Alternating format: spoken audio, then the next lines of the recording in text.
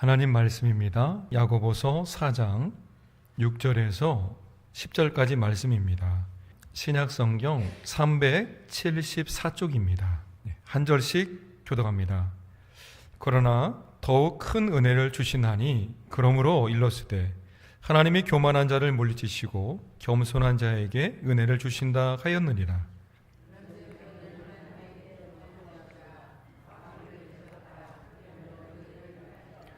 하나님을 가까이 하라. 그리하면 너희를 가까이 하시리라.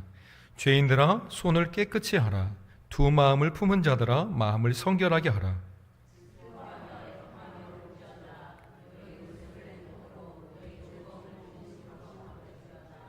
함께요. 주 앞에서 낮추라. 그리하면 주께서 너희를 높이시리라. 아멘. 오늘 본문 말씀은 야고보서 4장 1절로부터 5절까지 말씀과도 연결이 되어 있습니다. 같은 본문으로 봐도 되겠죠. 야고보는 세상과 친구가 되어 한 통속으로 살아가는 것에 대해서 그에 대한 위험성에 대해서 경고하였죠. 왜냐하면 이는 곧 하나님과 원수가 되는 것이고 뿐만 아니라 세상과 손을 잡는 순간 주님의 손을 놓는 것이기 때문에 그렇습니다. 세상적인 욕망을 쫓아 친구가 되면 그 길은 곧 영적인 간음이 되는 것이고 또 화평의 하나님을 대적하는 길이 됩니다. 그래서 세상의 가치를 붙드는 것은 하나님과의 언약을 깨어버리는 것이 됩니다. 시시때때로 우리 안에 꿈틀대는 자기 중심적인 욕망과 언제나 치열하게 싸워야 된다고 말씀하였죠. 이것은 비단 한 개인의 문제로만 그치지 않습니다. 야고보는 당시 박해를 피해 흩어져 살아가던 초대교회 성도들을 향해 간절한 마음으로 편지를 쓰죠. 단순히 지리적으로 흩어져 있을 뿐만 아니라 영적으로도 큰 위기에 처해 있었기 때문에 그렇습니다. 교회 내부적으로 부유한 자들과 가난한 자들 사이에 갈등이 깊어지고 있었음을 야고보는 직시했죠. 또한 물질 만능주의와 또 세속적인 가치관이 하나님 말씀보다 우선되어지는 이런 심각성에 대해서 알았습니다. 이것은 마치 나치판을 잃어버린 채 망망대해를 향해 항해하는 배와 같았습니다.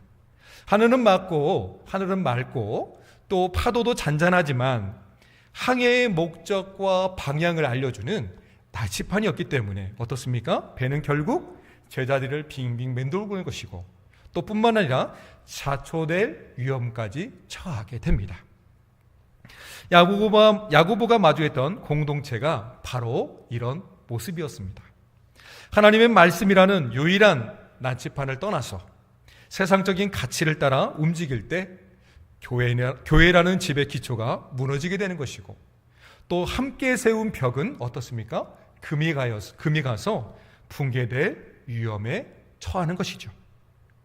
하나님의 말씀이라는 유일한 나치판을 떠나는 순간 교회는 더 이상 교회답지 못하게 됩니다. 진리의 빛은 사라지고 또 어떻습니까? 그 빛이 없어지니 우리는 어디로 가야 될지 알지 못하게 됩니다.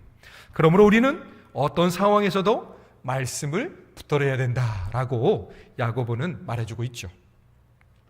말씀은 교회의 심장이며 공동체를 하나로 묶는 생명줄과도 같습니다.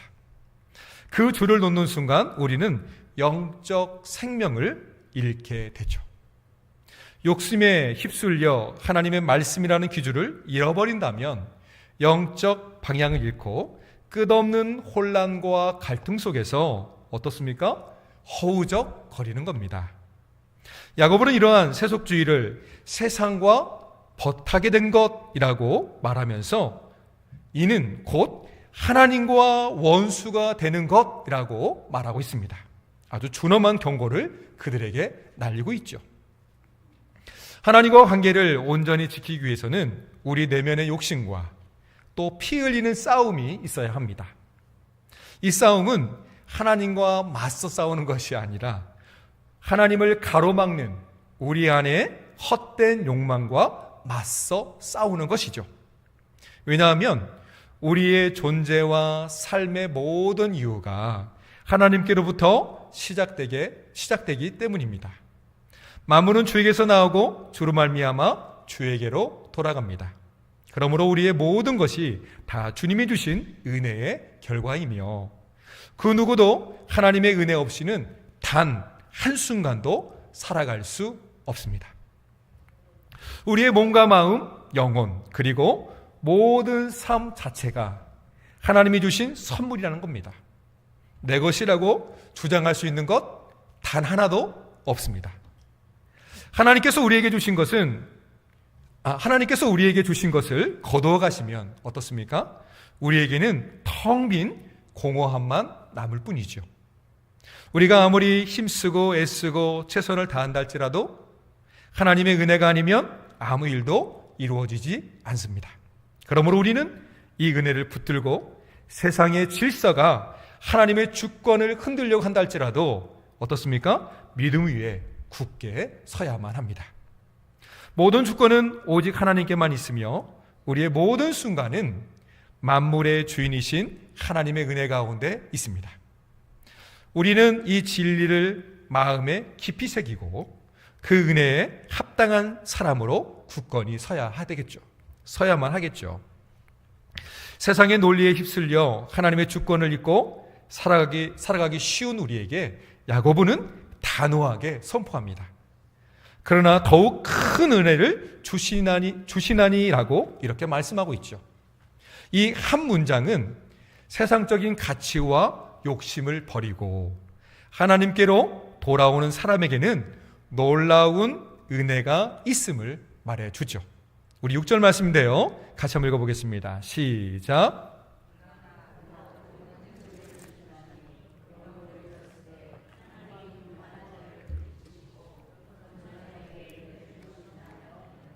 아멘. 야고보는 앞서 1절과 5절에서 세상 정욕을 추구하는 것이 영적 간음과 같은 범죄임을 경고했죠.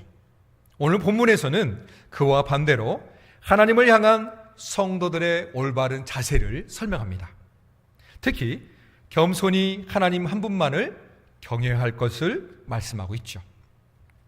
여기서 주시나니라는 이 말씀은 하나님께서 이전에 은혜를 주셨을 뿐만 아니라 지금도 계속해서 더욱 큰 은혜로 부어주고 있음을 표현하는 말입니다. 이러한 말씀은 종교개혁의 핵심 교리인 오직 믿음, 오직 은혜와도 맞닿습니다. 인간은 죄로 인해 스스로의 힘으로는 하나님을 절대로 기쁘시게 할 수 없습니다. 뿐만 아니라 구원의 길을 절대 찾을 수도 없죠. 갈 수도 없죠. 그러므로 구원을 포함한 우리의 모든 것이 오직 하나님의 주권적인 은혜임을 표현합니다. 그래서 야고보는 사람이 스스로는 아무것도 할 수 없다는 이 사실을 전제로 구원의 시작부터 끝까지 그리고 모든 것이 하나님의 주권적인 은혜로 이루어진다는 점을 강조하고 있죠. 그렇다면 더욱 큰 은혜는 우리의 노력이나 행위로 얻어지는 것은 절대 아닙니다. 결국 야고보서가 강조하는 행위는 구원을 위한 조건이 절대로 아니다는 겁니다. 구원받은 사람이 마땅히 맺어야 할 열매로 말하고 있지요. 은혜를 받은 사람에게서 자연스럽게 흘러나오는 삶의 반응인 것입니다. 그리고 그 열매를 통해 하나님의 은혜를 더 깊이 체험할 수 있습니다. 바로 이런 맥락에서 야고보가 이어서 제시하는 여러 명령들은 단순히 외적인 규칙을 넘어서서 자기 의를 내세우거나 노력이 아니라는 것을 말해주고 있습니다. 야고보는 은혜로 구원받은 성도가 그 은혜에 합당하게 반응하며 살아가도록 삶의 방향과 태도를 구체적으로 제시해 줍니다. 이런 의미에서 본문 7절 이후에 제시하는 내용들이 있는데요, 율법적인 고행, 수행이죠. 이런 걸 통하여서 너희들의 선행을 이루어라 라고 재촉하지 않습니다. 오직 하나님의 은혜가 우리 삶에 실제로 드러나도록 하나님 은혜 가운데 풍덩 잠겨서 누리는 삶을 살라고 이렇게 말하고 있는 것이죠.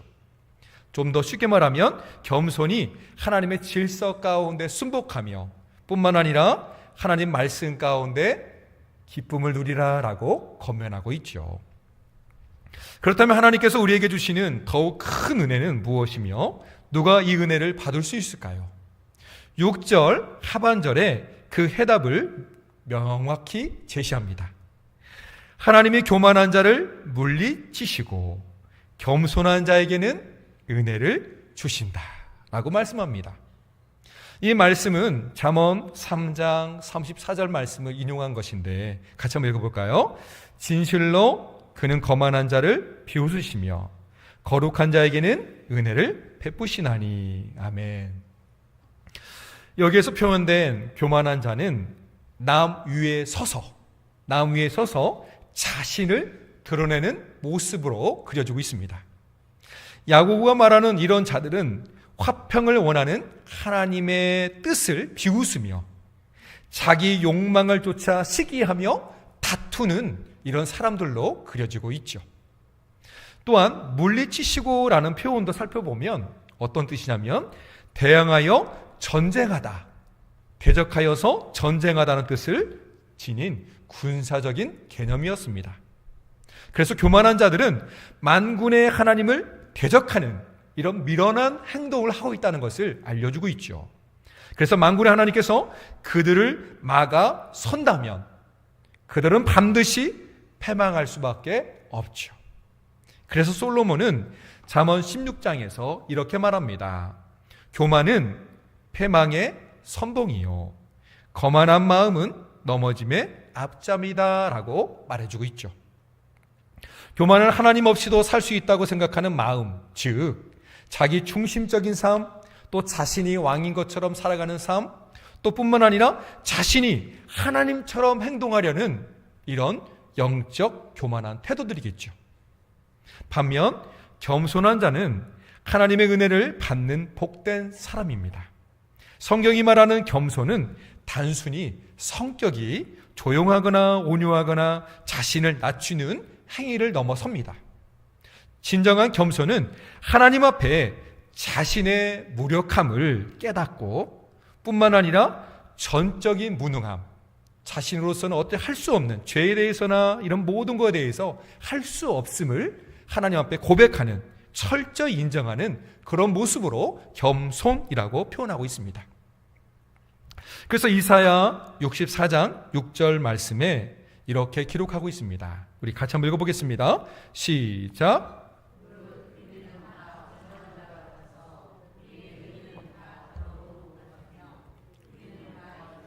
시들므로 우리의 죄악이 바람같이 우리를 몰아가나이다. 아멘. 이사야 선지자의 고백처럼 우리의 모든 의가 더러운 누더기 옷과 같음을 고백하고 오직 하나님의 전적인 은혜만이 우리를 구원할 수 있습니다 라고 이렇게 고백하며 절감하는 그런 모습으로 살아가야 되겠죠. 이와 같이 우리는 스스로 노력이나 선한 행위로는 하나님을 절대 기쁘시게 할 수도 없는 그런 존재인 것입니다. 야고보가 말하는 행함은요, 구원을 얻기 위한 조건은 절대 아닙니다. 그것은 이미 하나님의 은혜를 받은 사람이 자연스럽게 보여야만 하는 행동인 것이죠. 그러므로 은혜 받은 사람이라면 그 은혜를 행동으로 나타내야만 합니다. 마치 열매를 맺는 좋은 나무가 그 열매로 성품을 증명하듯이 진정한 겸손을 통해 하나님의 은혜를 받은 사람은 삶의 태도와 행동에서 그 은혜를 드러내야만 하겠죠. 우리의 삶에서 끊임없이 맞서 싸워야 할 가장 큰 적은 바로 교만입니다. 왜냐하면 교만은 하나님과 우리 사이를 가로막는 가장 높은 장벽이 됩니다. 요즘 많은 성도들이 하나님의 사랑만을 강조합니다. 그러다 보니 하나님의 공의와 거룩하심을 두려워하거나 존경하는 마음을 갖지 않습니다.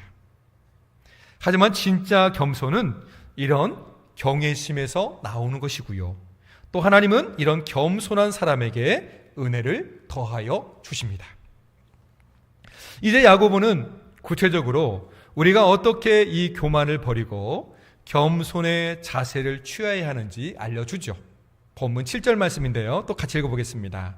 그런즉 너희는 하나님께 복종할지어다. 마귀를 대적하라. 그리하면 너희를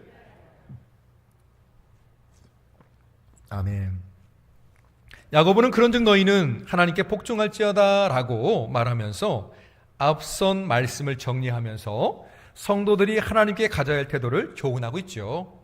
여기서 복종하라는 명령은 자신의 뜻을 하나님의 뜻 아래 두는 겁니다. 굴복시키는 것이죠. 즉 자발적인 순종을 말합니다. 피조물인 인간이 창조주 하나님께 순복하는 것은 당연한 겁니다. 하나님의 자녀된 성도가 아버지 되신 하나님께 복종하는 것, 순종하는 것 더욱 마땅한 일이죠. 또한 마귀를 대적하라는 말씀은요, 마귀가 교만을 통해 성도들을 넘어뜨리려고 하려는 이 적극적인 이 행동을 말합니다. 마귀를 대적하라는 말씀은 마귀가 교만을 통해서 성도를 넘어뜨리려 하기 때문에 아주 적극적으로 대항하라는 뜻으로 기록하고 있습니다. 예수님이 광야에서 성경 말씀을 통해 사탄을 물리치신 장면을 우리는 떠올릴 수 있습니다. 그러므로 우리도 말씀으로 마귀를 대적하는 것이죠. 선한 거에는 온유하고 악한 거에는 단호해야 합니다. 예수님은 겸손히 제자들의 발을 씻기셨지만 또 어떻습니까? 성전을 더럽히는 자들에게는 채찍을 드셨습니다. 마귀를 대적한다는 것은 외적인 존재와 단순하게 싸우는 것이 아니라 우리 안에 있는 죄의 욕망과 끊임없이 싸우는 이 성화의 과정, 거룩을 향해 달려가는 그런 모습의 싸움을 그려주고 있습니다. 그러므로 이 싸움은 우리의 힘으로는 불가능하죠. 하나님의 은혜와 능력으로만 승리할 수 있습니다. 적극적으로 마귀를 대항하면 마귀는 도망가는 것이고요. 또한 결국 우리는 승리를 얻게 됩니다. 마귀를 대적하는 싸움에서 승리하는 가장 강력한 무기는 하나님과의 친밀한 관계입니다. 야고보는 이어서 우리가 어떻게 하나님께 나가야 될지 8절에서 말씀해 줍니다. 우리 같이 또 읽어보겠습니다. 시작.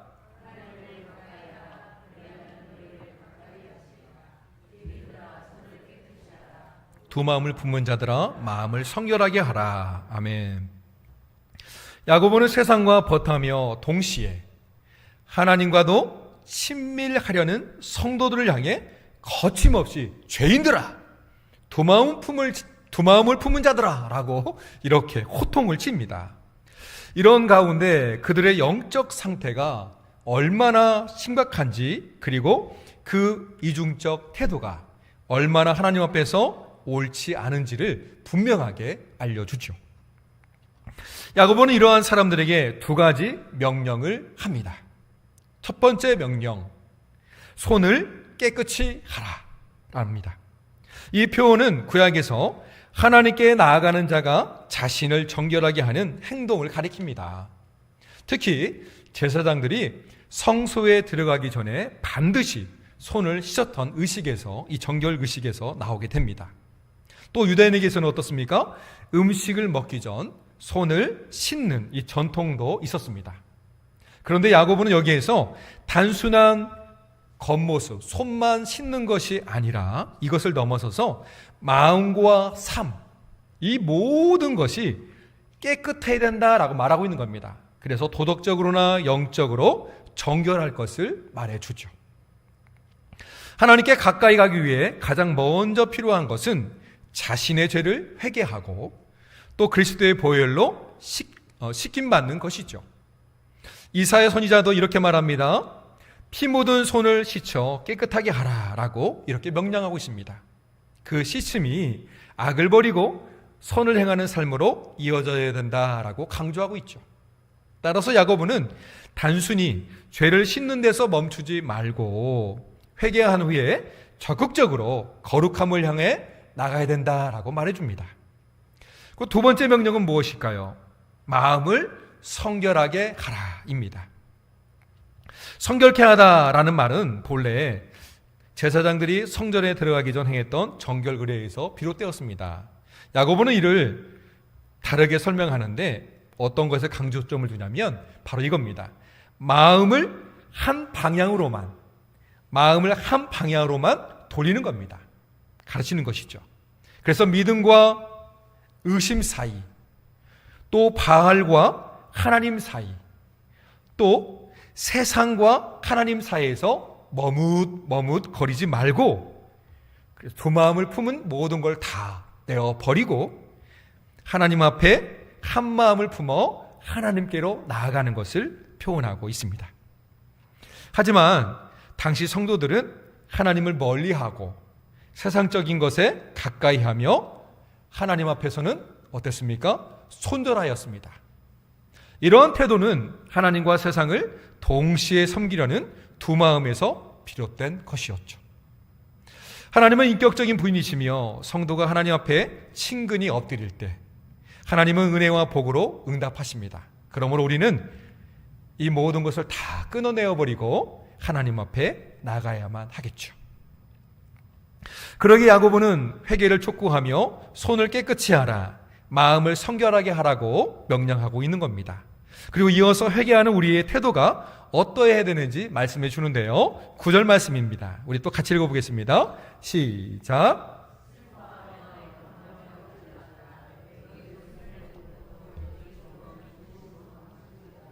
아멘. 야고보는 슬퍼하며 애통하며 울지어다 라고 말하면서 서로 비슷한 이 의미를 가진 이 세 개의 동사를 연속적으로 사용합니다. 그러면서 아주 즉각적이고 철저한 회개를 강조하고 있죠. 단순한 감정 표현이 아니라 죄에 대한 깊은 자각과 하나님 앞에서의 애통함을 말해줍니다. 먼저 슬퍼하라라는 명령은 신약에서 단 한 번만 사용되고 있습니다. 자신의 죄악된 실체를 직면하고 가슴을 치며 한탄하라는 의미로 사용되고 있죠. 이는 회개의 출발점이 되는 내적인 마음의 변화를 가르칩니다. 이어지는 애통하라는 말은 무엇이냐면 마치 사랑하는 이를 잃어버렸을 때처럼, 사랑하는 사람을 잃어버렸을 때처럼 통곡하는 것을 말합니다. 죄로 물든 자신의 비참한 상태를 깨달은 사람은 어떻습니까? 거룩하신 하나님 앞에서 통곡할 수밖에 없지요. 예수님은 애통하는 자는 복이 있다라고 말씀하셨습니다. 그래서 마태복음 5장에 보니까 이렇게 우리에게 말씀해 주시네요. 애통하는 자는 복이 있나니 그들이 위로를 받을 것이며 라고 말씀해 줍니다. 자기 죄에 대하여 애통할 때 하나님께 가까이 갈 수 있습니다. 또 하나님께서 이런 사람을 긍휼히 여겨주시죠. 마지막으로 울라라는 이 표현을 보면 죄를 뉘우치는 비통한 마음을 그려주고 있습니다. 그래서 눈물로 흘러나오는 철저한 이런 모습, 외적인 모습이죠. 그래서 시편 기자처럼 눈물로 침상을 적시는 슬픔이야말로 참된 회개라는 것을 말해주고 있습니다. 세리처럼 죄의 아픔을 품고 어떻습니까? 무릎 꿇고 고개도 들 수 없는 것처럼 하나님 앞에 이런 통회하는 마음으로 나아가는 것이죠. 예수님은 애통하는 자에게 위로를 주시고요, 또 우는 자에게는 반드시 웃음으로 약속하셨습니다. 이처럼 우리 주님은 회개하는 자를 기다리고 계십니다. 죄의 즐거움을 버리고 하나님 앞에서 애통과 근심으로 나아갈 때 참된 위로와 기쁨이 우리에게 주어집니다.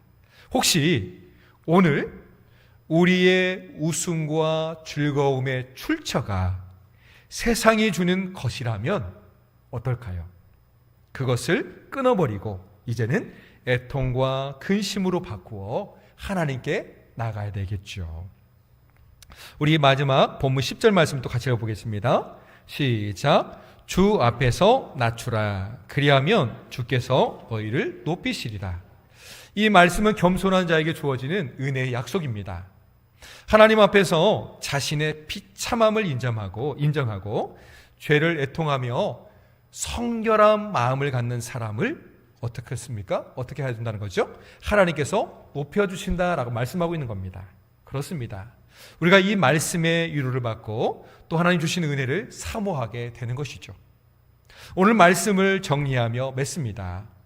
야고보가 전하는 주께서 주시는 큰 은혜는 세상의 가치와 욕망을 내려놓고 하나님께로 온전히 돌아선 사람에게 주어지는 하나님의 선물입니다.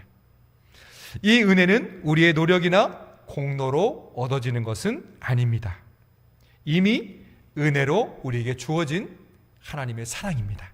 그러므로 겸손과 경외로 우리의 삶 가운데 하나님의 은혜를 나타내야 되겠죠. 하나님께 대한 반응이 우리에게 있어야 합니다. 교만은 하나님과 우리 사이를 가로막는 가장 큰 장벽이고요. 또 마귀가 성도를 무너뜨리는 주요 통로입니다. 그러므로 우리는 하나님께 순종하고 말씀으로 마귀를 대적해야 합니다. 손과 마음을 깨끗하게 하는 회개와 성결의 삶을 살아야 하죠.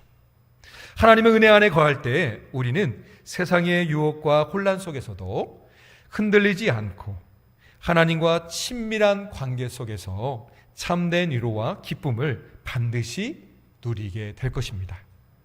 이 은혜의 길 위에서 날마다 주님을 바라보며 또 흔들림 없이 걸어가는 복된 성도들이 다 되시기를 우리 예수님의 이름으로 축복합니다. 기도합니다. 사랑의 아버지 하나님 감사합니다. 오늘 저희를 불러주셔서 또 하나님을 가까이 함으로 말미암아 은혜를 받게 해주시옵시고 또한 하나님의 큰 은혜 가운데 있음을 깨닫게 해주시니 너무나도 감사합니다. 구하옵긴 아버지 하나님, 그렇습니다. 우린 시시때때로 정말 갈팡질팡하는 삶을 살 때가 있습니다. 그럴 때마다 말씀을 기억하면서 마귀를 대적하고 담대함으로 하나님께 나아가는 믿음의 삶을 살 수 있도록 이끌어 주옵소서. 우리가 언제나 하나님 말씀 가운데 선한 것을 우리 삶 속에서 드러내는 믿음이 다 되게 하여 주옵시고 또한 그 귀한 열매들이 하나님께는 영광이 되어지고 우리 이웃들에게는 큰 기쁨의 열매들이 다 될 수 있도록 이끄시고 인도하여 주옵소서. 특별히 구하옵나이다. 오늘 함께 하고 싶어도 나오지 못하는 우리 권속들이 있습니다. 하나님 연약함들을 하나님께 치료하여 주옵시고 건강한 모습으로 함께 나와 예배케 해주시며 또한 바빠서 나오지 못하는 우리 권속들이 있다면 다음 주에는 함께 나와 예배드리는 은혜를 주옵소서. 또한 우리 목사님 또한 아버지 하나님 세미나 일정 가운데 있습니다. 또 이곳을 기억하면서 기도하실 텐데 하나님께서 그 모든 일정 가운데 함께하여 주옵시고 하나님의 은혜만 드러나는 귀한 시간 되게 하여 주옵소서. 감사하며 우주 예수님의 이름으로 기도합니다. 아멘.